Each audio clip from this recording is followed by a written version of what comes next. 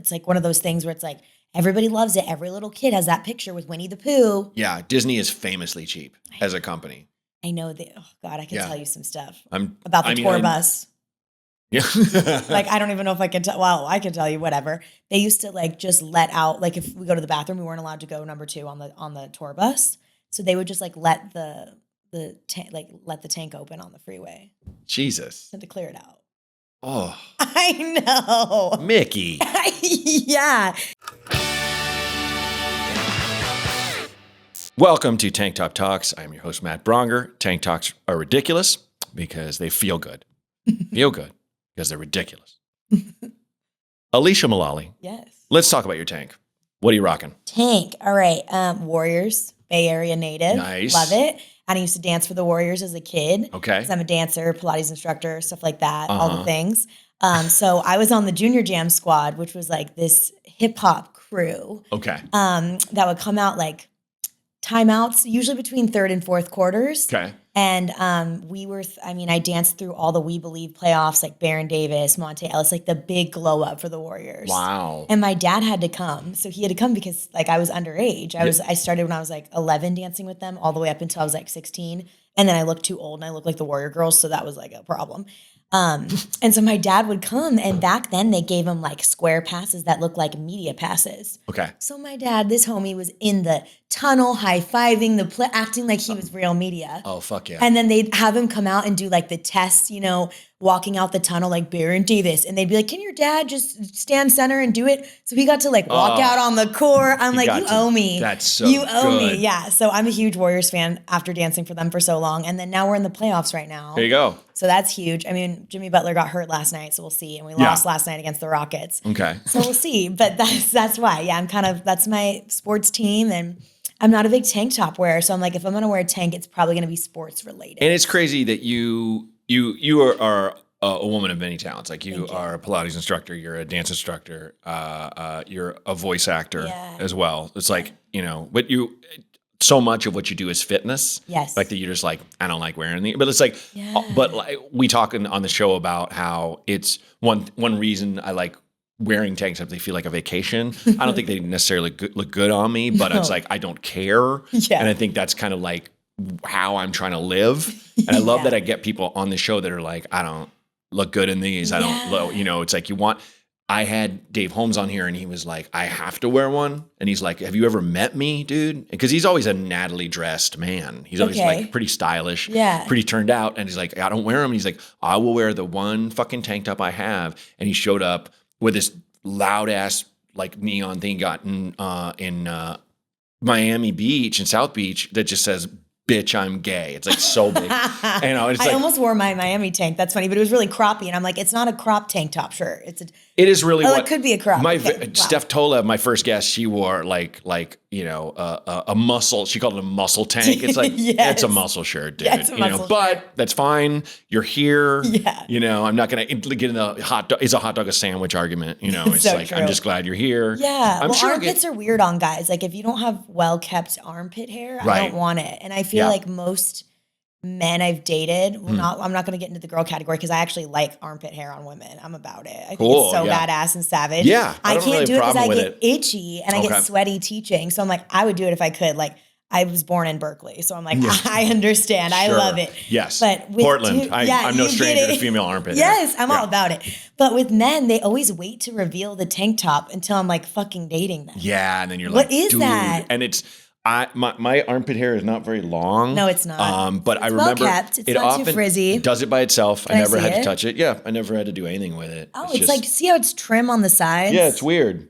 It's like, anyway, it's like stringy. It's like my armpit's balding. But I like the guys that have like when it gets like thick and shit, it's smushed flat. So they have this little weird flat little hair pancake. You it's see like the white deodorant flakes everywhere coming out the sides. Yeah. Mm-hmm. It's looking like something else when you see all that. Yeah, like, exactly. What is that? But yeah, they wait to reveal it. And then when I see them in a tank top, I'm like, I don't like you as much. No. Unless they can really pull it off. Right. But even then, I'm like, who do you think you are? Like, even if you're a meathead, I'm like, why are you not at the gym in that? Yeah. Yeah, and it's like I don't wear tank tops at the gym. I don't even working out at home on like my spin bike. Nothing. It's only vacation T-shirt. Strictly vacay. Basically, yeah. Wow. Beach, Beach or throw one bust. on. I like throwing one on, and like if we rented like a place near a beach or like hotel, it's like I like just putting that on in like swim trunks and then just walking to the beach and being like, I'm a tank top guy today. With So flip flops. You got to have the flops on. The rainbows. Yeah, right. Yeah, like it's not a thing I really wear. So that's why like the idea for the show came. Yeah, that's so random. So random. Yeah, like I've never seen you in a tank top, so it's like I almost don't recognize you. Like my friend, this is from my friend Molly. You know Molly Berg? Yes. Yeah, when she turned 30, it's Dinks and Drinks is like her pickleball Palm Springs thing. Pickleball obsession. Everyone's obsessed. I don't care about pickleball at all. I can't. It feels boring to me. Everybody's like, it's so fun. It's okay. We did it, but like we went and it's Palm Springs, so if you're not in the pool, you're on fire. No, and it's on courts concrete. are out there; they're not covered, and so like, oh, we'll play at night, and we did. We had like a mini tournament at night. Oh, that's kind of cute. After coming back from dinner, and like we'd been having pool drinks all day, and it's like no one's faded because you're sweating it all out, but you're also like, I'm tired. I have a belly full of food and wine. Not the vibe. Why am I chasing this fucking thing? No, I'd rather go hardcore. Yeah. Like I'm all or nothing. Like we're either gonna play fucking football or we're going, or like that's it. Or like some tennis. Soccer. Let's play tennis. Tennis is nice, but it gets aggressive. I feel like you gotta really work for that ball. Yeah. Yeah. I don't like the finesse of dink. It's maybe if I played like more, because being a dancer, I think, and I was a soccer player for a long time first, and then I just transitioned. I did both, and then my mom was like, "You got to pick." And I remember they made me take out my earrings. I feel like this is similar to your daughter. Where they made me take out my earrings, and I was pissed, and I was like, "I don't want to go back." Yeah, you can't make me take out my earrings. I want to look flat. I want to look cute. And I was like, I think like 11 or something, and that's when I quit soccer. But same thing, soccer, you don't wear tank tops. I never really did a tank top sport. No, me neither. Yeah, and I think now, like, if I'm going to be somewhere vacay, I'm probably going to be in a bathing suit top, and then you put, like, a dress over. So I don't think I'm ever just solely in a tank top. Well, the one thing what I like about tank tops is they're fucking trash. Like, they're so trash. Yeah. There's no refined tank top. I have nice ones made by Faraday or whatever where it's soft. Yes. Quality-wise. But it's quality. It's not, there's no super stylish. I'm sure there is. I'm sure some brand we have yet to find it. They're going to sponsor you. Sponsor us. There you go. Like there's some Burberry, like tank top or something. It makes it acceptable. It's a tank top. I almost said Hermes, but do they make clothes or do they just make bags? I don't have it, so I don't know. I haven't gotten. But you're like, you got to be on the list for that, right? You have like space lady boots on, like cool fucking boots. Oh yeah, I feel like you're a cool tennis shoe guy, sneakerhead, like your family. Not as much as my wife. Yeah, your wife is. Maybe that's why I wore them. Yeah, she tells me like she's like, oh, buy these. Yes. I'll be like, all right. I'm so into it, and I liked that these were like Air Forces, which everyone kind of has, but then they were a platform because I'm short. And I'm always about a good platform if I'm not teaching. So that's why I like it. I don't know. You don't strike me as that short of a person. Everyone says that to me. Isn't that weird? Really? Pilates. Yeah. Pilates plug. Yeah. It really is. I'm like 5'2.5". I just say 5'3" on my resume. Did you get into, like, you were always a dancer? Yeah. Like full disclosure, Alisha is my Pilates trainer. Yes. It's something full on. My wife That's was why he can wear those you tank should tops. do this. Because I have a bit that I've said on television where it's like, I need to do yoga. I need to stretch. My dad looks like a fucking question mark. I'm not going out like that. And my dad still this day is like, hey, it's me, the fucking question mark. And like, oh my God, I can't meet him. My eyes will like and he is, he has, he has, can't unsee it. He has osteoporosis in his spine. It's just a familial thing. I might get it someday. You're not, because you do Pilates. We'll see. Yes, you're right. I won't.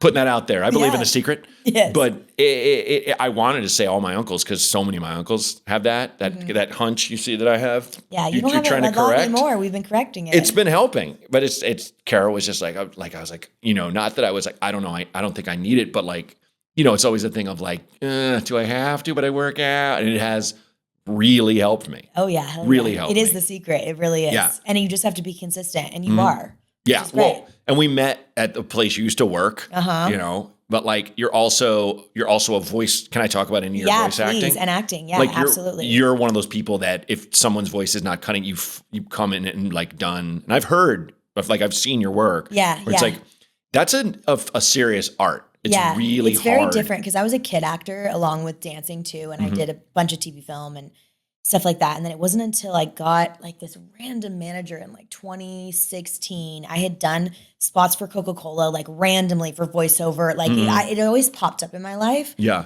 And then I got this one manager and she's like, you should really consider this. Like I love animation. I was like such a 90s kid, Nickelodeon. Like I loved like Hey Arnold and Recess and like that was my vibe and I loved it. And I'm really good with accents and speaking Spanish and all that stuff. So I got signed with DPN and then it kind of took off from there. And then I'm the voice of Taylor Swift's cat. Right. So that was really cool being a cat. And they, of course, because it's her, they like flew us out to shoot it with her. And they had animatronic cats. So she had like people to act with and animatronic cats to act with and her own cats to act with. Bonkers. To try to pull out a performance. Yeah. That was crazy. We got to go to Nashville. It was like one of the best, I think, like voiceover experiences I've had just because of how bougie it was for a DirecTV commercial. Of course. Pilot, please. Like, what? And then I've scratched and I worked in, and I loop grouped and I was in Elemental, which is that Pixar film. That did really I know. well You're incredible. recently. Yeah. And then like a bunch of commercial work is what keeps the lights on at my house. Yeah. For sure. I mean, it's like, it's one of those things where I was talking to Max about this, like how you do several things really, really well. Thank you. And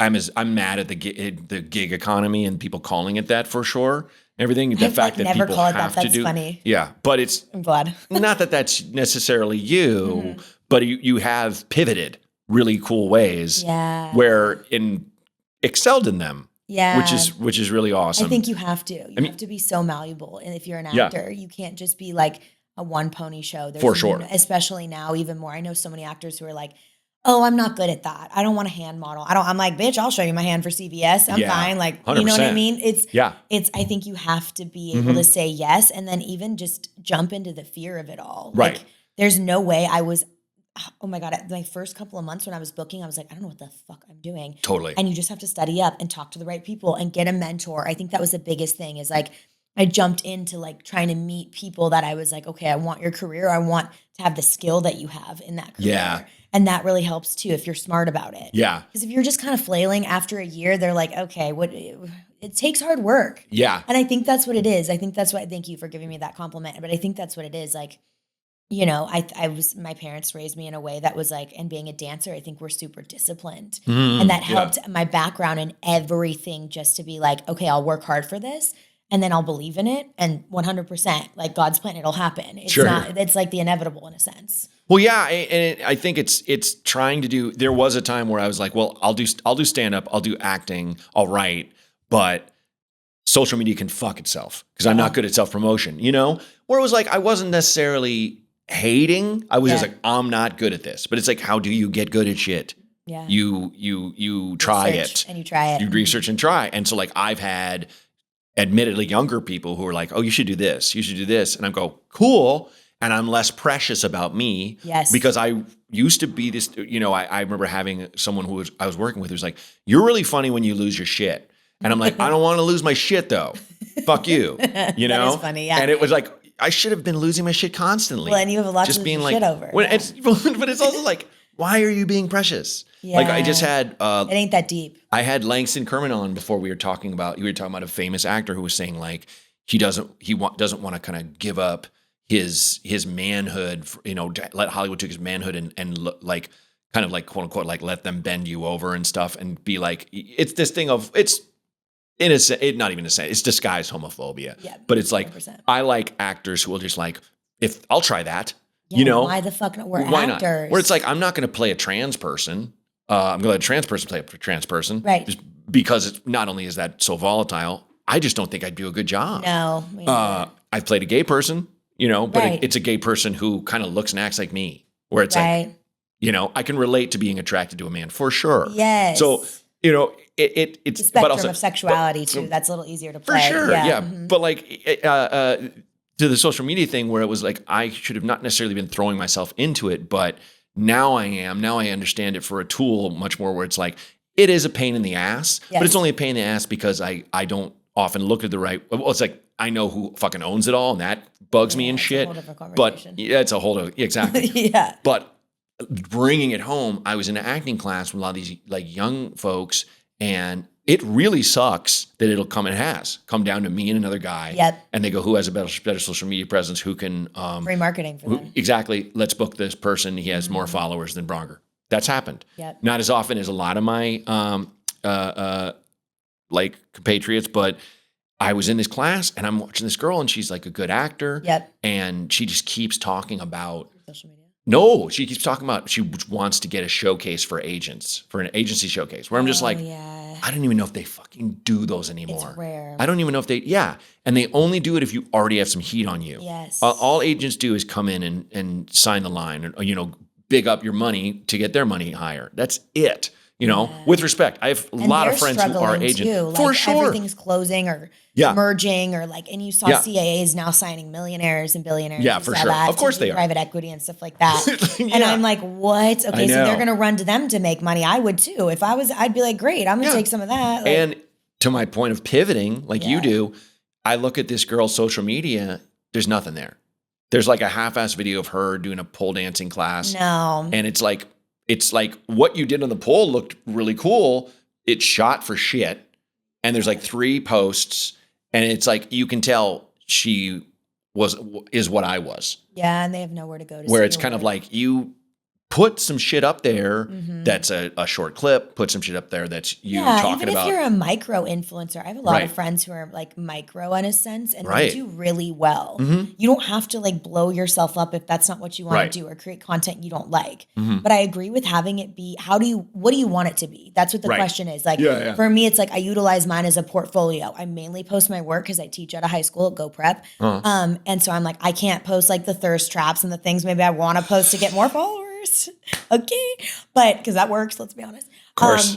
But I definitely post it in a way that it's like my portfolio. So you can see my voiceover work. You can see my TV film work. You can see my latest commercial. Like and so then at least if they come to my page, I'm not going to be the girl with 100,000 followers. Like I don't have the time to create content because I do think it's like a full-time job to create content. Oh God, it's a nightmare. Keep it viral and then keep up to your fans. And that scares the shit out of me. I know. And that's a lot of hours and time. And so for me, I'm like, and again, I think it's my whole problem of being like a type A Virgo of like having to be really good at something. Right. That it started to consume me in that way. And I'm like, okay, I have other areas that I'm like focused on. Right. But can I still utilize it as a portfolio and keep my following up? Absolutely. Sure. And that's my expectation of it. And that's great. Like it's just what works for you and what do you need? And it's kind of, it's keeping busy. Yes. Like even if it's not social media, is it working on your acting? Yes, thank you. Is it studying? Is it reading? You should always be in class. I'm like the biggest fan of being in class. Like as a writer, and you're by yourself drinking coffee, instead of just kind of staring at the page, just listen to how people talk. Yes. You can get so much out of like the conversations around you.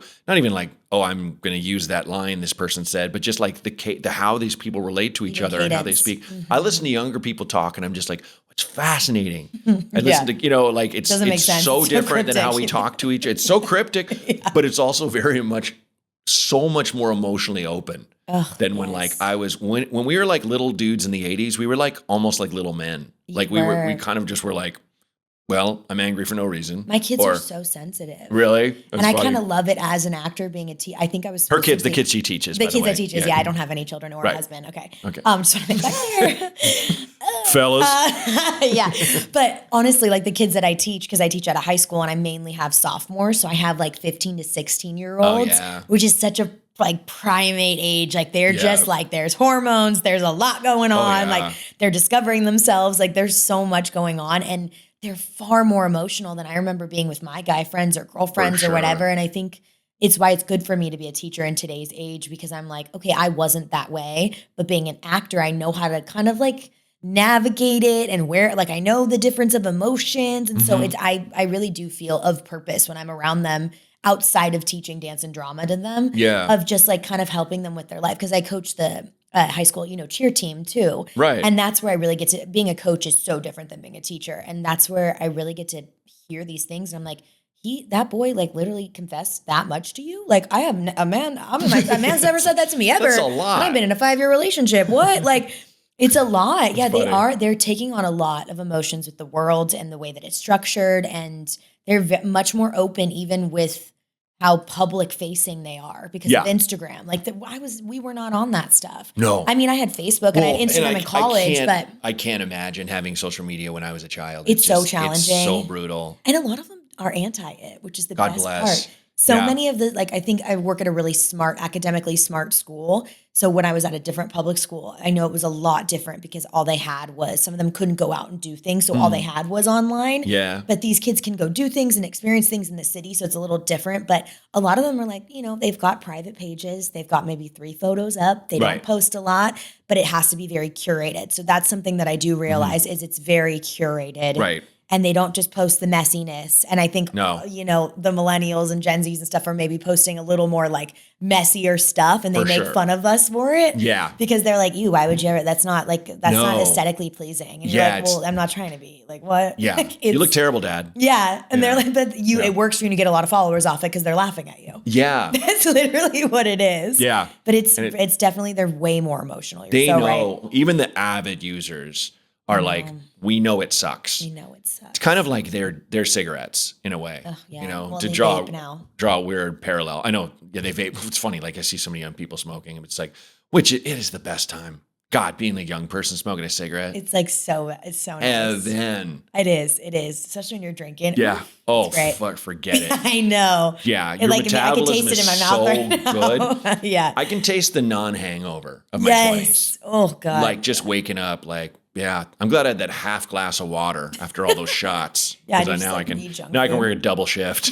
Yeah, and you're fine. What? You're absolutely fine. Yeah, they vape now a lot more, and I catch them vaping, which is weird. But they also know the influence of vaping and how much worse it is than cigarettes. But they think cigarettes are grosser tasting because you can now taste banana flavor. I like the smell of cigarettes. I do too. I kind of always have. In the morning. Like not like I don't want to be I got over my like dive bar obsession in Vegas real fast, where I was like, you go in one, you're like, fuck. Oh, like I it's love so dive much bars in Vegas. Don't say that. The cigarette stench is too much. It's too much now. I haven't been in a bay. Maybe it's been like 2 or 3 years. I bartended in Chicago when cigarettes were legal in bars the entire time for 6 years, and waiting tables, and just like I couldn't not wash a jacket. There's no way.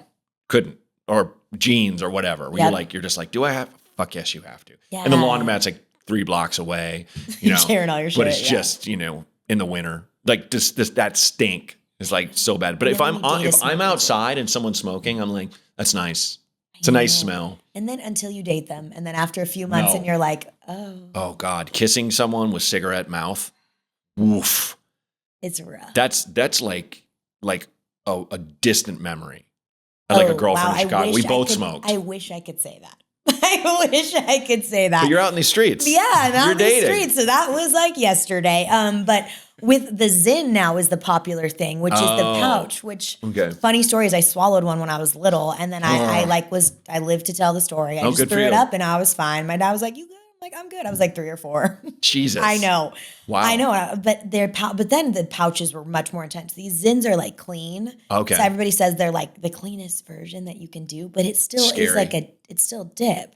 Yeah. I found one on campus. I like walked by and I found a pack. I was like, oh my gosh, they're doing this at school. And I think because it's easier to just like. Oh yeah, all day. You can have it in your mouth all day. Oh gosh. Yeah, pretty bad. Yikes. I did one a couple years ago when I was drinking and I was spinning. Yeah, no. Spinning. I've never not got the spins when I put any tobacco in my mouth. That's the first time I've done it since the swallowing incident at 3, and I'm like, never again. Intermittently, we'll swallow little bits of chew juice and eventually probably barf. Yes. So bad. It's too much of a head high. I'm good. Oof. Yeah, not a tobacco day. Yeah, I like a different kind, not that kind. No, no. And I only used to smoke when I drank. Yes. But that was when I was like, I drank almost every night. Yeah. Chicago, come on. Sure. Well, no, here too. Oh, here too. Okay. For sure. Yeah. My last cigarette was 2009. Oh, wow. I was out in front of the Improv and I was kind of like, hey, don't need these anymore. This sucks. Was it. Yeah. Wow. I'm just like, this Nothing changed it. It just was you. I think it was also just living in LA and I'd been here a couple of years. Something to do and talk with people outside. Not as common as Chicago.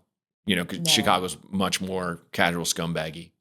Yeah. Just kind of like, it is. There's just people, you see people just light up randomly, not as much as I did in Chicago, where it'd just be people, especially like working in bars. Constant circles of it. cigarette break, constantly. Yeah, it is. Yeah. It is. Mhm. Yeah, LA, it's not as much. You're right. I don't notice it as much No. anymore. The LA stereotype of health is pretty real, I think, for the most part. Generally speaking. But then there's like the LA high where like everyone's just on shrooms. Oh, for sure. Or LA sober, sorry. LA sober. Yeah. Everybody's. Yeah. Yeah. Mhm. Yeah, they're all microdosing. Yeah. Which I don't see Go a for problem it. with it. Yeah, hell yeah. Yeah. Doesn't smell bad. I got It's you. too bad that like all these nightclubs are going out of business in New York because like the kids don't really drink anymore. And it's just like, That was the vibe. Like Yeah. I was on tour for Disney. I was the magic carpet. We love that. And then the lead swing. So I got to be like Buzz Lightyear. See, at this point, someone's listening and going, she's just making jobs up. No, yes, you would think that. Go on my the Instagram. magic carpet. No, magic carpet. And this is Disney. Like, let's be Disney clear. Live. This is Disney Live. Is Yep. this Disney on Ice? So the same company, but they had a stage version show. Okay. Yeah, yep, same Got it. exact company. I never did the Disney on Ice because I could figure skate, but not like that. They're really good. Yeah, they are. But it was Feld Entertainment who also did the Barnum and Bailey's circus that got closed down. Wow. Okay. Ooh. Sure. Yeah, which we don't need to mention that. But they had ended up cutting Disney Live after I don't know when they got rid of that, and now they just have Disney on Ice, which does so well. I mean, your daughter went like For sure. It's incredible. I love it. I wish Disney Live was still going, but not for job purposes, but just because it was such a cool thing. Because we got to go, we went all over Mexico, and like some of those kids never get to go to Disneyland. So seeing Minnie and Mickey, and it's like now who's going out there, and also like what if they're not fan of ice skating? Like because we would do like little mini kid mosh pits up at the stage, and they could be like right next to us, yeah. and we're raging, and it was so fun. And when I was Buzz Lightyear. One time, because I was the swing, so I had to step into whatever role. And I, like at the end, I had to be like, let's rock the mouse. And I would be like, con el ratón. And I'd look up, and this little kid that was in the mosh pit was like, that's a girl, and pointed at me. And I was like, oh no. My makeup was good for Buzz, but I guess Buzz has to be like a more muscular dude. He's expecting that. That little boy was expecting that, I guess. Well, we whatever. can try. Yeah. But So like, yeah, it was that experience was really crazy. that's wild. I've always heard that all the mascots, like in the park, are women. Is that true? Do you know? No, that's not true. It's not true? Okay. But a lot, yes. I would say a lot because of the height requirement. Oh, sure. And I think we can endure Except for more, Goofy. maybe. Yeah, except for Goofy. Yeah. Our Goofy was so good. Oh my gosh, he was amazing. He was like such a good dancer too. Nice. But yeah, our Mickey was Val. Yeah, he was Okay. dude. And then I think it just depends. But I know in the park, there might be more now because of the height requirement. Oh, yeah. And it's a hard job. I only was ever in the head one time. I think I did Donald one night. Yeah, I did Donald. And the eyes were on the right and the mouth was on the left. Whoa. So you had to like blink and do your mouth at the same time from your fingers with the head. Oh, and there's like a fan in the back of the head. It's a lot. Jesus. Your fight or flight's like, And you're like dancing and shit? yeah, and you're sweating your ass off. I mean, it's like the hardest job ever. It still kills me that they don't have a union or get paid enough. Like course that still lives with me forever, and they probably never will. It's like one of those things where it's like everybody loves it. Every little kid has that picture with Winnie the Pooh. Yeah. Disney is famously cheap as a company. I know that. Oh God, I can tell you some stuff about the tour bus. Yeah. Like, I don't even know if I can tell. Well, I can tell you whatever. They used to like just let out, like if we go to the bathroom, we weren't allowed to go number 2 on the tour bus. So they would just like let the tank open on the freeway. Jesus. Had to clear it out. Oh. I know. Mickey. Yeah. Bad. Isn't that but crazy? It's not surprising though. Like my craziest stories are from that job because I worked on it for like a year and a half. I met my best friend on it. She was Princess Jasmine, so that was cool. Nice. And like I got to perform at Madison Square Garden. Wow. Like, yeah, so we got to do some really cool stuff. That's We always awesome. get to go on the, news stations because they want to see Mickey there, and so that was really fun. I remember we did the Real Housewives came with all their kids and we did like a pre-party with them. Like they could party with Minnie and Mickey. And so I was one of the escorts that day that had to walk because you have to walk the character around. That's why you always see, because they can only see like this much. They have no periphery at all. Right. So that's when they're trying to look towards your kid. If they're not like down here and in front, they can't hear or see where they're at. Mm-hmm. So I'm like escorting her around and they were upset because the kids were not, like some of the kids were not into it. And I'm like, you can't force her to like rage with Mickey on the dance. And then Mickey was just like, I'm doing the thing. And Val was like, I'm sweating my ass off. Underneath, he's like, I can't do anymore. We have a 2-night show. Yeah. Like, we had 2 shows that night. Oh, it's so exhausting. But Jesus. yeah, that job was like for them was harder than I had a way more fun role with the carpet. It was like less of a costume Right. than that. might like maybe like you could breathe a little bit more in it. A little bit, yeah. Okay, Yeah. but But it definitely still. had to be spread. Like Yeah. I'd have Jasmine strap me in, like she'd strap me in the feet and then the hands, and then I'd sit and she'd like button it up and I had to stay open. Wow. I know. So I did PR. I don't remember where we were. They loved it, might have been in Mexico City. They loved the carpet. Okay. They're like, look, carpeta. And I was like everywhere. So I had to do one freaking PR thing in the carpet. They never really asked for me to do it. And my arms, I was like, by the end of it, because the tassels. Just holding and the your little hands kids up kept pulling my tassels. I'm like, don't touch That's my so tassels. hard. Yeah. Oh God, your poor shoulders. It was great. Jesus Didn't that, Christ. well, I look good in tank tops. That was good. There you go. After Perfect. that. See, and there you go. And back to the tank top. And back to the tank tops. There you There's go. no characters that wear tank tops. Is there? Disney character? Yes. I think in the Goofy movie, that 90s movie. Of course. I mean, Yeah. it's goofy. We got That our tank. I took Rose to see that at El Cap, not El Cap. What's the Disney one? Yeah, El Cap. El Capitan. Yeah. Yeah. Okay. So went to that. She loved it, huh? She did, and it was like, but it was. I just was like, it's us. It was like us alone the whole weekend. Let's go to El Capitan, whatever's there. I went to Goofy, and I remember that movie coming out when I was like in college or something. But like, it's great, but it's about a father and a son. So the whole time she's like, "Where's the girls?" It is. Any movie I watch it with her, she's like, "Where and when will the girls show When's up?" the princess? Yeah, Yeah. Like she's like, my buddy who has two girls, and they went to see something Disney, but there was a short. There's that Frozen short that was out before Frozen, all the kids are obsessed with that. and like that came and went, and the girls were like, "Oh, this movie rocks." Then it was like, "Banana credits, what?" And then the regular movie came, and they were like, "The fuck? What is this fucking movie?" And like the rest of that, whatever that Disney feature was, they just kept going, "What about those two girls? Yeah. Can you put that back on? We need that. Watch that Rewind, 8 yeah. times in a row because Yes. this sucks." Yeah. The Lion King or whatever it was. I know. But it was like it is that, and that movie's so hugely feminine women representation. Yes. Hugely. I went out for Frozen. But that's really didn't get it, but well. I got to when They were going for big names. Yeah, but this was like one of the smaller roles in Frozen too. Oh, shit. Yeah, and I remember when I went to the callback, it was at the lot, so I was excited because we rarely get to go in person anymore. Totally. You know that. Yeah, yeah. And they were like, I was with some Broadway stars, and they're like, oh, doing all the scales. I'm like, I'm here to do my monologue and like sing Gloria Stefan. Like, that's I'm here. nice. It was so fun, That's but great. it was cool being a part of that process because they do. I mean, they search high and low for even the smallest They do. of roles, and They even do. for the loop groups. For those, being in loop groups was like the coolest experience too I've ever been a part of because the people in loop groups are just ninjas. They can pull out whatever sound, whatever accent. Yeah, like yeah, it's yeah. gnarly. Mm-hmm. So the ones that are, it's the Avengers crew, that loop group for Frozen. Like Oh, the, yeah, the yeah. ones who are in that specific group for that movie. Oh wow, oof, yeah. they're good. That's rad. Yeah. Yeah, it's fun to have little like experiences like that, even if like, all right, didn't get it, but that was cool. I was a part of it. I made it to this next Who thing. cares? It was a huge movie. Yeah, exactly. yeah. I think it's cool, and it's gonna live in history forever. Frozen will forever be forget frozen it. in time. Forget it. Like, yeah, they talk about Idina and Kristen Bell. They talk about when they are together. Oh yeah. There'll be like a mom that's like, "Oh my God, my daughter loves you," and they want to be like, "Your daughter doesn't give a shit about It's the character. trust us." On an Elsa. And you're like, it's really on us. And the kid's like, Who? "Yeah." Yeah, that's Yeah. so true. That's so true. I mean, I have a whole bit that I do that's like, it's just a story where I took Rose to library story time and they brought out Idina Menzel because the librarians here have crazy famous like friend. And she read her little book that she wrote with her children's books that she wrote with her sister about a little mouse, the big, big voice. And I was like, Rose, it's Elsa for real. And she's like, nah, like audibly. And Idina heard her and like laughed and pointed, like maybe I'm not. And it's like Idina Menzel has dark hair, olive skin. She does not look like Elsa. No, Elsa she's is not Elsa. Elsa's white. So like, then They're Swedish, where they're Finnish, right? but she's In the movie? yeah, I think they're Finnish. Finnish. I think so, yeah. And so like she starts singing at one point and her voice is just huge, just fills so this library. beautiful. And Rose goes, Elsa. Like she was like, she knew. It was like, she was like, wow.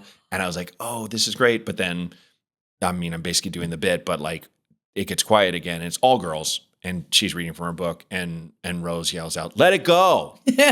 Like Brought my drunk uncle who's like, Yeah. play the hits, bitch. Yeah, come Nobody on. cares. We don't want to fucking hear your new shit. I don't want this book. What is this book? That's so gross. She yelled it a couple times. This is when she was like 2 or 3. She's like, she really don't care. She still don't she's care. like, But fuck your book.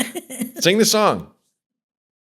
That's so true. But it's like kids, unless you are the cartoon character. Yeah. You know. But that's what's appealing for voiceover for me. It's Yeah. like I've never been in it for the fame. I've just been in it for good quality work and telling good stories. Yeah. And I think that's what's so cool about voiceovers. I've played so many different roles. I've been like a half fairy, half horse. You know, I've been a girl from Philly, you know, a pansexual girl from Philly and Transformers. Like I got to be made of fire and something. Like there's so many, I've been so many different characters and shapes that I would never even be looked at for TV film ever. Sure. Just because of like what I look like and my hair, every XYZ about what we look like. Yeah. It freed me so much as an actor getting into voiceover because I just was like, oh my God, the possibilities are endless now. I can be a baby. I can be a dude. I can be whatever. I had such a realization about how, you know, when you walk into an audition, they're like, you're First 5 seconds. 80% fucked because it could be like, oh no, and my thing is I look the way I look, but also I'm very tall. Yes. And I remember like tall guys. I used to open for a comic named Alonzo Bowden, who was like on Last Comic Standing and stuff. He's been around a long time, very funny guy. But I opened for him in Portland when I was visiting my parents. And he was on Last Comic Standing when it first season, and my parents were watching it. And my dad was like, God, he looks like a monster. He's like, look how big he looks on this screen. And, you know, my dad's 6'6", and Lonzo Bowden's like around my height. And I was like, oh, fuck. And you think, when you meet people who work in movies or TV a lot, they're short. Yes. They're typically very short or just a perfectly medium heighted man, you know, where it's like, you put me on a screen, it's like, it's got to have to be like, really specific. Sometimes it's the bit that I'm taller than everybody, but it's like I'm really rarely. I was on a show. There's a show called Swedish Dicks that was Peter Stormare created it. He's the bad guy in everything. Yeah. He was like the devil in Constantine. He was the guy feeding Robert Buscemi into the wood chipper in Fargo. You know, he's like, so good. And he's like, he's always a scary guy. Yeah. And he's a Swedish guy. And it's this show he developed where it's him and basically like the young Seinfeld, what is like probably like the Nate Bargatze of like Sweden. Oh yeah. It's a young guy, real funny guy, real cool, but they're like private eyes in LA. And like Keanu Reeves guest starred on the show once. And I was in an episode as a terrible comedian who turns out to be a murderer. Oh my, well. Yep. On brand. So yeah. Hey. Just kidding. I don't mind you call me terrible. You gave up the fact that I killed people. Yeah. I'm going to jail. But he only like created this show so he could stay in LA with his daughter. Because he'd be like, oh, you're going to Belarus for 6 months to play a scary guy. And he wore like a Hello Kitty backpack all the time, was always in a hoverboard. He was like, everything he wore was like fucking girled out, you know? But anyway, long story long, the entire crew is Swedish. Every guy and women that were Swedish, they were all at least 6 feet tall. Where I was just like, Jesus Christ. Like, and I was not used to being around people where I'm like, I see right into their eyes when I look around. Curve too, it's in fairness, maybe. And cars don't fit you either. Yeah, sometimes, yeah. And when I was a kid, my dad wanted to buy like a used Porsche 911, and we both got in it. I'm like, what are we doing? There's no way you guys are just like turtling the whole time. You know? That's funny. But it is. It's the thing where it's just when you go in for a role, it's you have to either show them like I love what Walton Goggins has done, where he's like, I'm just going to give my version of this guy. I think that's 100% what you should do. Yeah, 100%. Because you have more fun. You're just going to look the way you look. You're not going to, And they lack a lot of imagination. Like they have enough imagination. We're not trying to diss the gatekeepers, but we'll be out of jobs if we do that. But they definitely want to see you walk in the room and be exactly what they want. Right. And like, I think about how not that you should go there and just smash all the rules or anything. No. But I think about when, you know, the legendary story of Second City with Chris Farley is that their whole thing is always like, play to the top of your intelligence. Yeah. If you play stupid, it's not going to be funny. You have to, if you, like one of my, Susan Messing, who's my favorite improv teacher I ever had, she's like, if you can dance really well, dance really well. Yeah. If you can sing really well, sing really well. Don't do some shit because you think it's funny like that. want your talents to come through so you can inhabit this character honestly, and then you can do something stupid like take a shit on stage or whatever, you know? But like, so they're very, Second City was always very kind of, in a sense, kind of snooty that way. Like you started in Chicago. Like, yeah, totally. That's why you like Second City over there. Okay, right. And I wasn't with Second City. I was with Improv Olympic and The Annoyance, but like their thing was always, it's got to be do the smartest shit you can do. Yep. And they're auditioning people for the touring company. Chris Farley comes out, runs and says hello and trips and literally smashes a table, not a breakaway table, a regular table to the ground. I didn't know that. And it's like, oh. And everyone just fucking loses their mind. And it's like, well, we're not hiring this guy. There's no way. You know what I mean? So it's like, it's just himself. funny is funny, but it's like, he just knew this is something I can do really well. I can, you know, like linebacker smash this table. It's not meant to smash. Yeah, and I'm hopefully I'm cool. To it. But it was just like no one saw it coming. Where everyone else had like these characters prepared for stuff. Prepped. And also he probably did it. I think it was probably like in a scene. He probably just did it as like, well, let me get you a drink.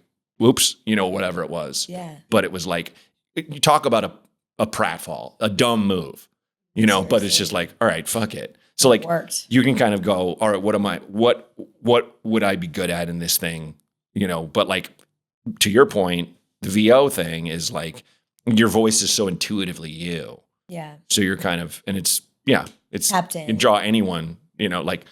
Yeah, but I got that not like node surgery because I was like super raspy and it got, and I still have that quality, but it got so bad that I had to like get the Adele surgery. Yeah. And it's just from overuse. And I think there's such a stigma around nodule surgery. And even a lot of people made me feel super insecure about it. But my doctor, oh my God, obsessed with him, Aaron Feinstein, got to shout him out, love him. He said, he's like, how many surgeries has LeBron had? Oh yeah.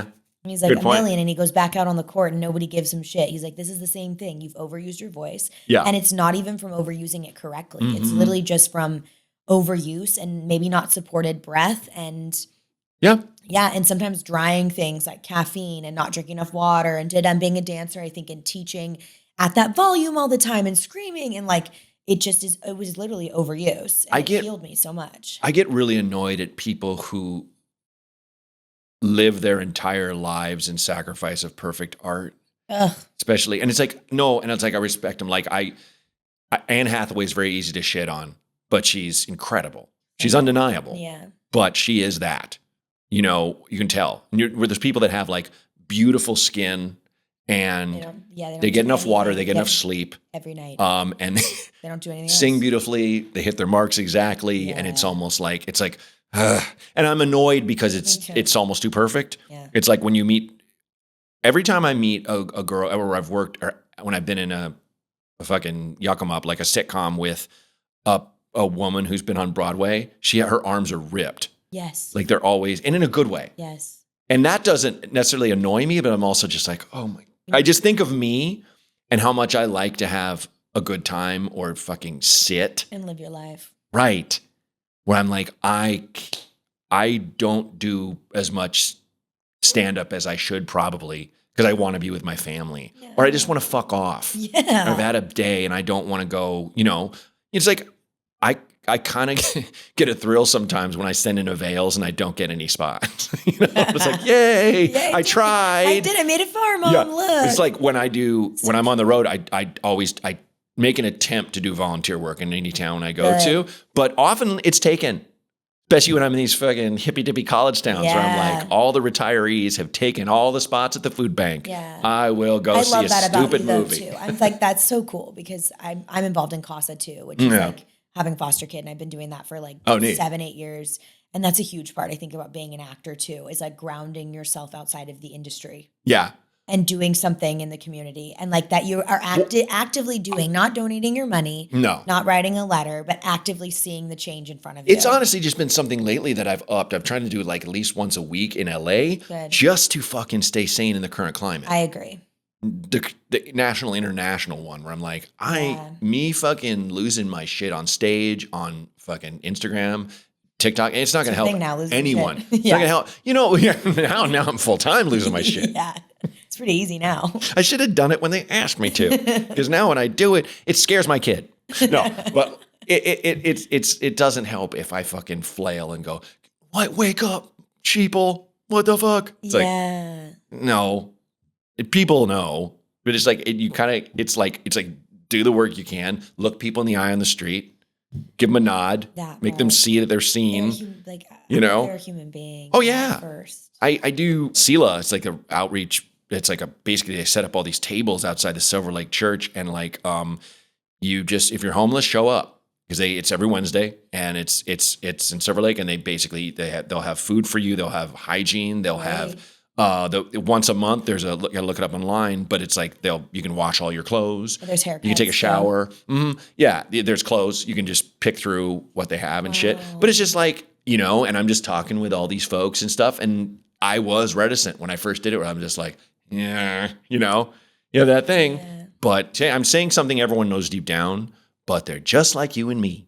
Yeah. Like you meet people that it's just like in your niche. Like that seems very in your niche, being able to just talk to people and make them laugh. Like that's what you're literally good but at. I don't, it's like, I'm just, hey, here, want coffee? I got coffee. Yeah, but you probably are making people smile and laugh without you even knowing. I'm just kind of trying to put them at ease. Yeah, and that's exactly it. And you're good at that. There's a scary de-escalation guy already. They don't need me.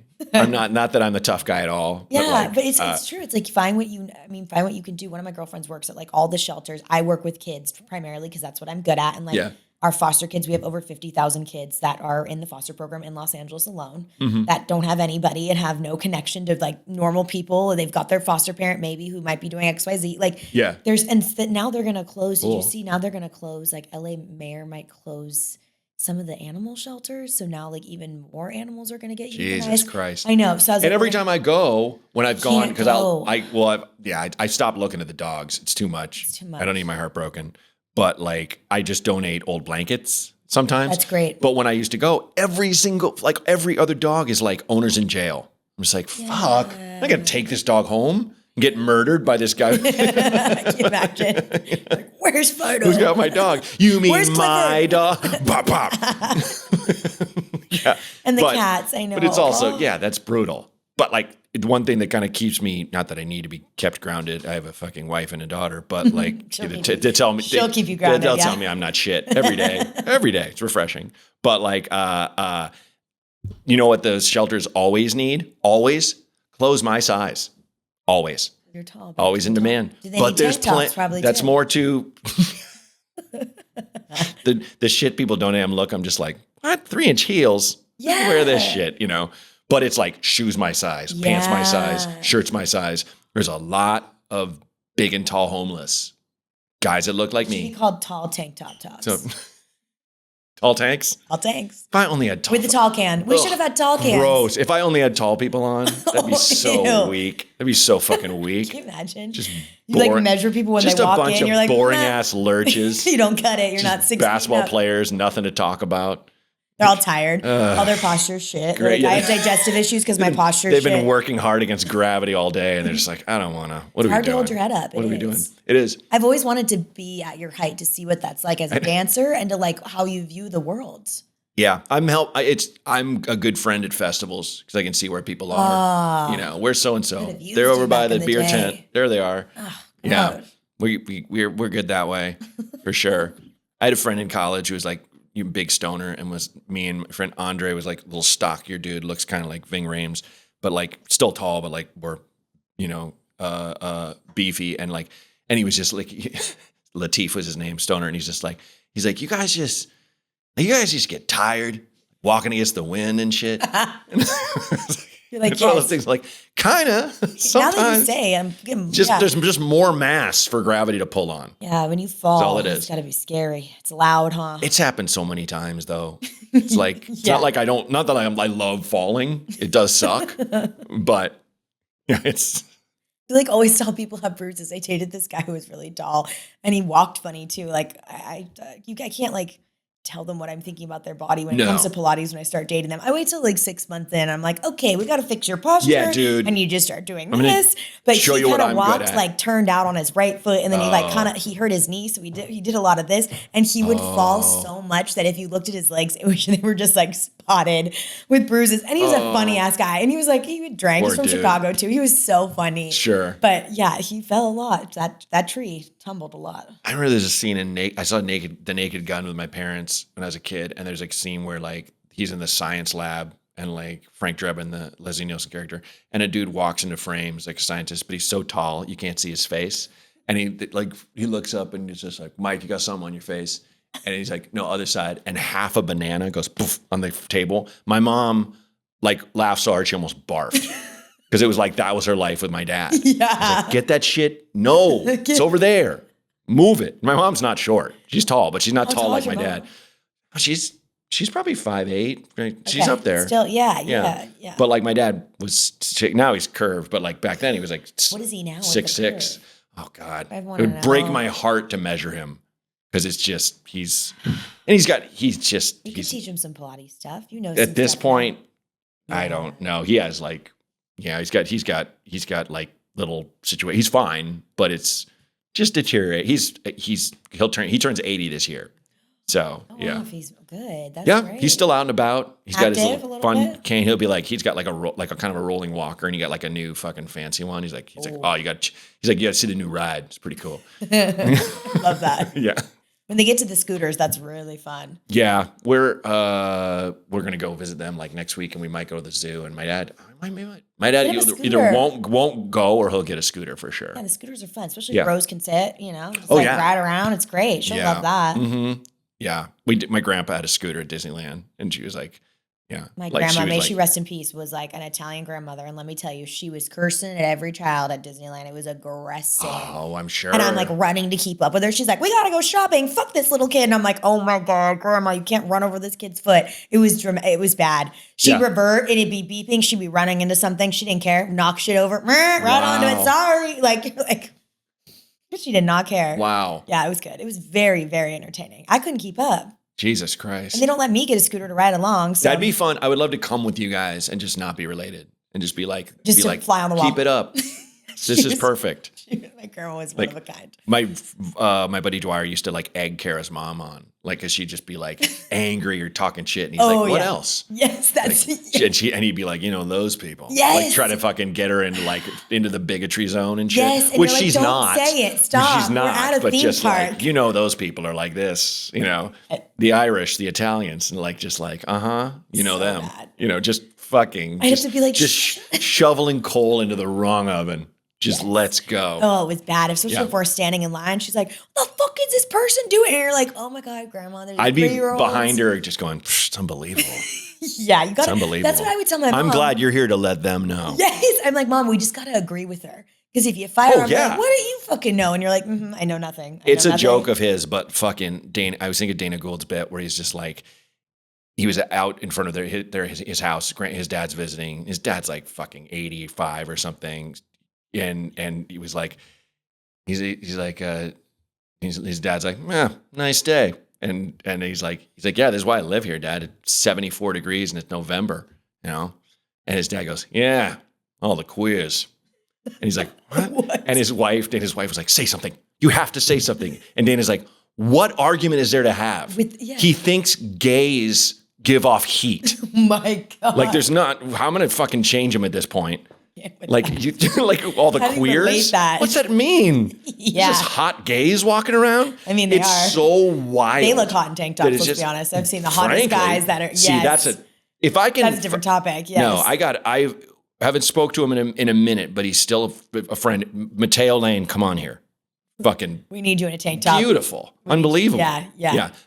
Talk about a gay that gives off heat. Come on, guys. No, but just the concept is insane. Yeah, where it's like, dude. It's not why you call hot people hot. No, I love that. That's hilarious.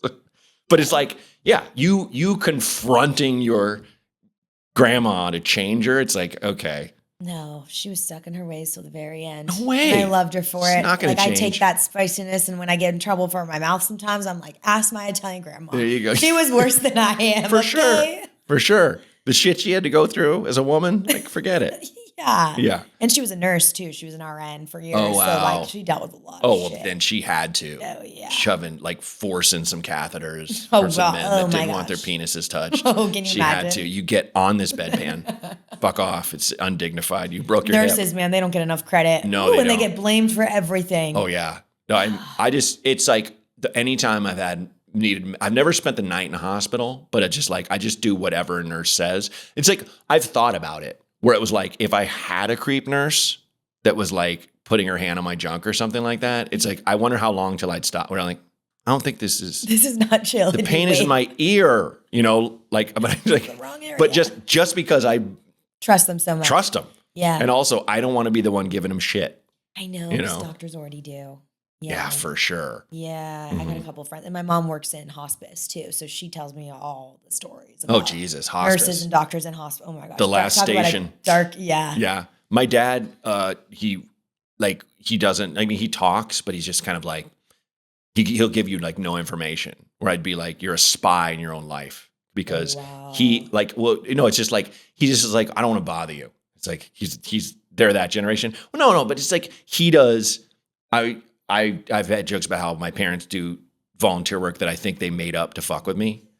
He's like, I mean, this is an old joke, but like my dad would literally get a bunch of old ladies in his car and take them to the mall, take a shop, and just wait in the parking lot and shit. From church, typically. Okay. But like it was, I learned about it because my mom's like, "Get in, ladies. my Going mom's shopping." like, oh, your father's with his ladies. I'm like, the fuck are you talking about? Dad's a pimp? Since when? Down at that old age, got to keep it going somehow. Yeah, but it's like I was like, what'd you do today, Dad? Over the phone once. And he was like, oh, I was with Jerry. He's dying. And I'm like, wait, who's Jerry? I'm like, Jerry LeBar? And he's like, no, it's a different Jerry. You don't know him. He's like dying of cancer. I was like, what? And he's like, I didn't tell you I was doing hospice. I'm like, no, you start with like burying the lead way out in the yard. Like just start with, I've been doing hospice a while. So I've been with Jerry. volunteers. Like I was going to move on from the conversation then. Jerry's dying. Oh, cool. So did you see that movie that? So he volunteers for hospice. Is that what he does? Cool. He did that for a while. It was kind of funny because he's like, I don't talk much. That's what, like when they were like, when he's interviewing, because he did the thing where he'd like the foster home thing where he monitor a kid. That's cool. And he'd come check on him and stuff. That's great. But like, he's like, they said, I told him I don't really want to talk much. And they're like, it's fine. They just want someone to listen. He's like, I can do that. So you kind of just sit there while someone's just blabbing on. Yeah, that's actually what they need. Yeah, totally. If you're on your way out, you don't want anything kind of left unsaid. Yeah. So, Yeah. That's crazy. Want your opinions validated too sometimes by not saying anything. Like, right? Well, if like the hospice organization was like, you have to agree with them no matter. Listen. My grandma shows up. He's like, nah. No matter how racist they are. Yeah. You have to, you're like, I'm not going to, that's part of the gig. It's part of it. Yeah, no, she works as like the head marketer. So she talks to the families, which is like so intense. Oh, that's tough. Know. Yikes. That's brutal. Yeah. But she's like, her soul is amazing. That's so like, great. You are karmatically, you'll be taken care of. That's Mom. so cool. You're good. How are we doing, Max? Okay, great. Cool. I'm just sorry. Just You're checking. Good. Okay. We can cut that out. Yeah. Dude, stop staring at her. Sure. Just want to have that. Not even at all. Poor guy. Just like looking at his phone. Deal with you all day. What the fuck? Why'd you throw me into the bus? No, thank you, dude. What do you want to plug? Anything? Ooh, I don't know. I'm here for you. Okay. I feel like my Instagram's great. Plug my Instagram. Follow me on that. Alisha what is your Mullally, Instagram? Just Alisha Mullally. My name Mullally. Okay. Forget the 4 L's. Difficult. Nice. Yeah. We have. Okay. And then what? I don't want to plug any show. I think it's so hard. We can cut this fine. out. But it's so hard to plug shows because you're like, I'm not getting paid to plug these fucking shows. You know right. What I mean? Well, and also, I don't know when this is coming out. Exactly. So I'm like, I'm just cool with that. I'm all here good. For you. Yeah. Okay. Yeah. So this is like the only segment we have on the show. Okay. And it's called Tuck in Your Tank. So you don't have to tuck it in, but I I love that you were going to do it. But such a dancer. I'm like, I will. Yes, I'll do it. It comes from like in the 80s, the quote unquote tough guy when I was a kid had like a tank top tucked into jeans, which is like, Dirty Dancing. It's Patrick Swayze is my favorite. Roadhouse. Absolutely. He was like, perhaps the greatest American, especially in the 80s. Come on now. Amazing. Oh, Swayze baby. Come on. I kind of go, like the overall question is, what's your tucked in tank? It could be it's got to be something big and wild. Could be traumatic, could be hilarious, could be whatever. What do you But mean, something that's been laying on you, something on your mind, you just wanted to kind of share, or something you remember, like if I had to pull a big rabbit out of a hat tucked in tank for myself, would be like a thing I've just recently realized is I often lately go, wow, what if I had a second kid, even though Kara doesn't want one? And I don't really necessarily want one. I've been lucky enough to have such a great experience with my daughter for 4 years, but I only remember the good shit with my daughter. I really don't remember a lot of the times where I was at the end of my rope and I wanted to just fucking like go outside and scream because she's being so awful or whatever. Yeah. Or it's this is so hard, I don't know what to do. I have those moments a lot. But in my life, I remember everything I've done that's stupid. I remember every mistake I've made, all the times I got too drunk, all the times, and it's like, I wish I could flip that. I wish I could flip my psychology and just keep remembering all the good things from my daughter, but just remember so much more of the good things in my own life. Ooh. You know what I mean? Yeah. Because it's one of those things where I don't, and everyone's like this. And when you wake up in the middle of the night, I remember my dad had this great insight. He's like, you wake up in the middle of the night and there's that voice telling you you're worthless. I don't know if the devil's real, but that's him. Like, well, holy shit. And then he moved and then he's like, Jerry want some again. eggs? The fuck, King Wisdom. But like, my therapist was like, oh yeah, that's because you're waking up and most of you is still basically asleep, but that part of your brain that doesn't shut up, that's super critical, it has full reign now. That's why it happens at night.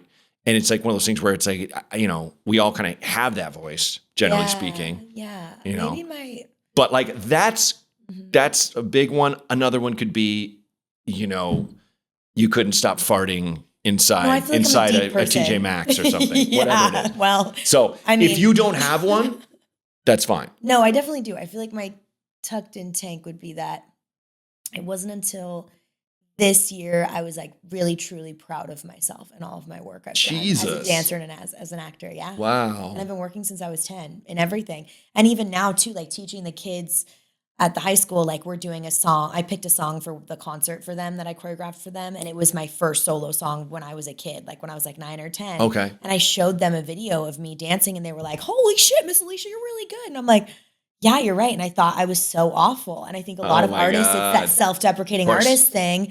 But and I'm a very bright person, so you would never know that about me. Right. But I think I've never, and it still is hard for me to feel proud of myself. Yeah, me too. Yes. Me too. And I think now I'm trying to get to a place of like, you should have been so proud of yourself as a dancer when you were fully training. And like, I got to a lot of places I wanted to go. I danced for the artists. I did the music videos. I went on tour, danced in Madison Square Garden. I did all that, but I still have that voice even now when I go to dance class. It's like, oh, you shouldn't go take this class because you're not shit, right? Yeah. I think for me, it's like, I need to untuck the tank and just be proud of myself. Because when you wear pride for yourself in a non-egotistical way, you're magnetic. Like it's attractive. Yes, people are attracted to attractive. you. And it's also contagious, which I want to teach my kids now not my kids that I teach.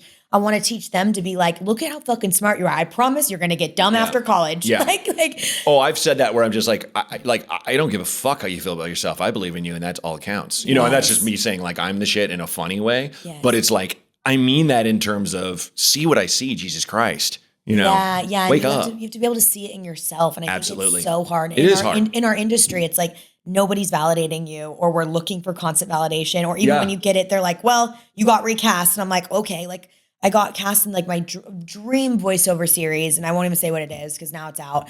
And then they ended up casting a guest star not a guest star. They ended up casting another series regular. I'd already shot and recorded 3 episodes. Created this whole big character, used all this improv drawn from my real life. And they said, oh, you sound too much like the other series regular that we just cast. I said, but you've already recorded me. Don't you know what I sound like? Didn't you know what Homegirl sounded like? When you put her in it too. And they're like, oh yeah, well, she got it, you didn't. And I'm like, what? And even after that, it took me a moment to be like, I should have been still proud that I got my dream moment and I did it. I did 3 episodes. Like I'll never see it, but fuck them. But also it's just like proud of yourself. Yes. And it's like, how do you flip that mentality and how do I how do I practice what I preach? Because you know me, even as your instructor, I'm like so a cheerleader, and I'm like, you're so good. We're It's doing hard. this. It's hard. And it's so I have to like kind of you got to believe in yourself, like you believe in others. That's it.